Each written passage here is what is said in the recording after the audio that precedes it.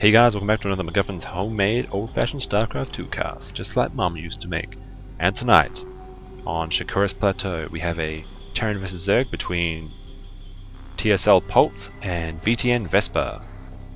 Of course, Polt is a very good player, used to play on Prime, must have left them since I last saw him, because I used to see him under Optimus Prime. Of course, the Prime team did get that Optimus account, so their best player can be the Optimus Prime.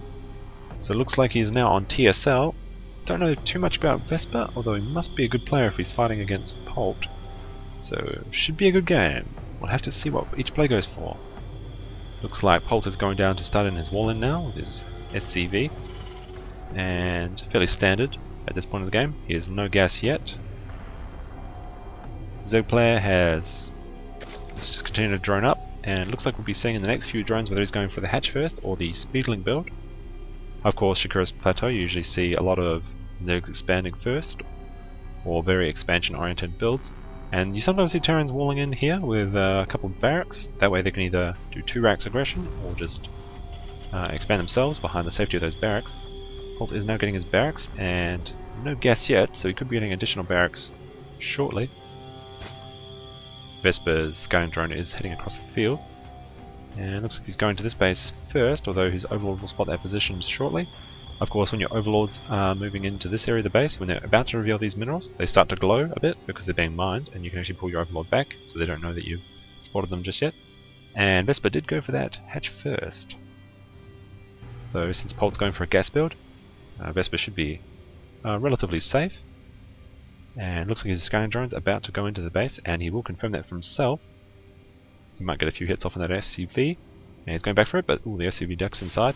And no, it looks like the barracks completes, and I'm not sure what Vesper's quite doing here. If I was Vesper, I would have gone to the base and confirmed whether the gas was taken or not, and that would give me confidence to continue droning or to build speedlings. So that's slightly unusual by Vesper. Maybe he's just assuming that Polt is going to be a gentleman and not do some crazy hidden barracks aggression. Of course, there's quite a lot of places you can hide barracks on this map. Polt completing his wall in now, and he is sending in a marine to scout for that tricky drone.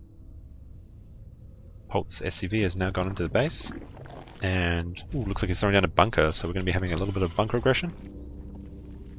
Vesper is now pulling off a few drones off the line, of course, to get it, and pull them off relatively quickly, so I think he'll be alright. Do have a few more marines coming in, but at this point I think they'll be able to defend this. He's just getting a spine crawler down. Polt is getting his second gas. And Vesper's going to have to be careful here not to lose any drones. The marine is continuing to shoot at these drones, but it looks like he hasn't lost any yet. And I think this bunker's actually just going to go down. Usually you focus down the SCV, but it's down to 20 HP, and I think Polt will cancel. No, he actually loses it, so bad move by Polt. He's down 100 minerals there. Some nice micro, killing 1 Zergling, and saving that marine with 10 HP. And he's going to try and harass a little bit, but as soon as the spine crawler goes up, that's going to be the end of all the harassment. And I think he wants to evacuate his marines now. Ooh, just barely saved that marine. Now he's rolling back to base, and he is getting a starport, so it looks like a 1-1 build.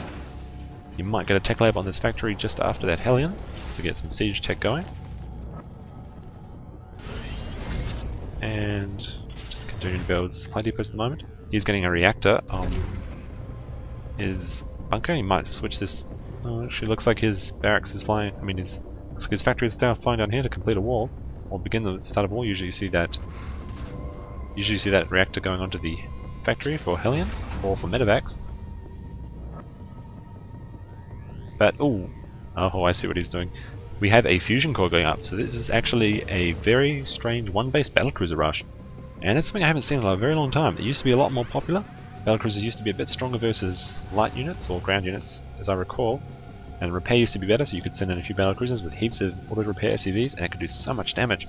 And of course that exploits the Zerg weakness of not being able to attack up in the early stages of the game until they get layer, or just with queens and spore crawlers. And this can actually be very deadly for a Zerg player if he's not prepared for it. If he continues to drone up on 2 base, or goes for a quick third, with no layer tech and just queens, he could be in a very vulnerable spot.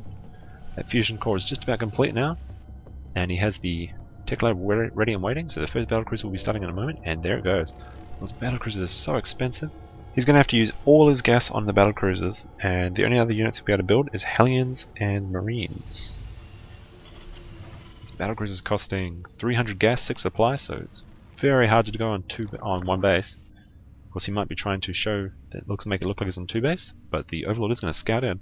And is this Overlord going to see the fusion core or the battlecruiser coming out? That's going to be very important because he's going to need to put down spore crawlers or get his lair going because he hasn't got either of those yet. He is finishing an evolution chamber though, at fairly standard time, which should protect him from banshees or something. He may see the tech lab and just assume it's banshees, which is far more common than the 1 base battlecruiser.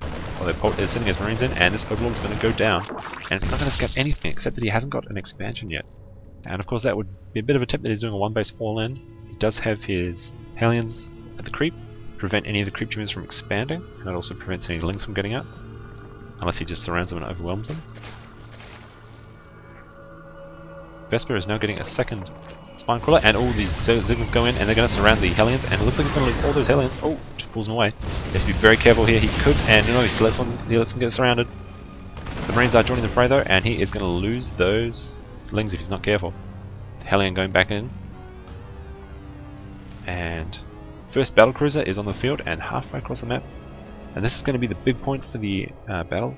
If the Zerg can deal with this, it's going to be so difficult, especially if he brings SCVs, which I assume he is. And the battlecruiser has now been spotted by the Zerg, and how is he going to react?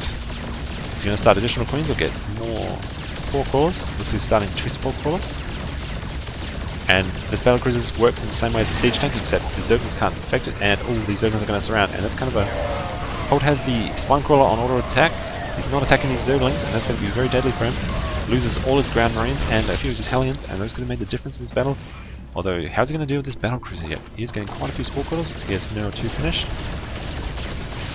and he is moving them forward, as well as getting extra Zerglings to deal with the SCVs. He's going to try and take those out. This battlecruiser just flies right into the base, and he's going to start harassing in here. There's 1 queen, he'll probably take that out. 2nd queen and 4th queen now joining the fray. He's going to have to move his battlecruiser out, and he does have Yamato cannon on the way. Of course, BtNVeSpeR is sending his Zerglings out. He can try and harass because all the battlecruisers are here. He can do some damage. Of course, he's going to lose his Overlord. The 2nd battlecruiser is now joining the battle. You'll see he cannot get in, so looks like he's going to go for a Baning Bust to try and counterattack. The 3rd battlecruiser is on the way, and he could use that one to defend.